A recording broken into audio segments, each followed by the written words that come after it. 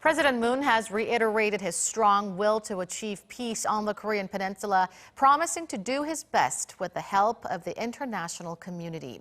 He was speaking in a bilateral summit meeting with the first African leader to visit Korea under the Moon administration, the Prime Minister of Ethiopia. Our Shin at the Blue House. Sharing the goal of establishing peace in the region, were the South Korean leader Moon Jae-in and his visiting Ethiopian counterpart, Prime Minister Abiy Ahmed Ali, who is the first African leader to visit Seoul under the Moon administration.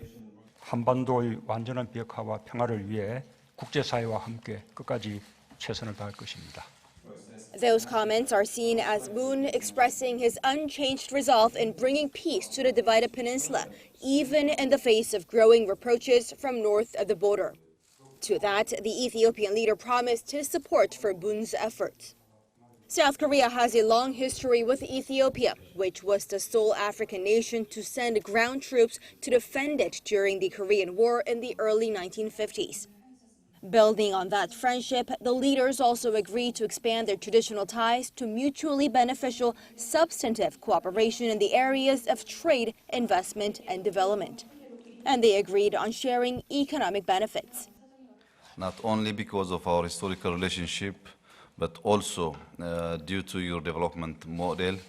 Ethiopia always inspired by Korean's development model, and we want to follow that development model and to change Ethiopian economic status, not only Ethiopia, but also Africa at large should follow your footsteps to transform our continent in the next few decades.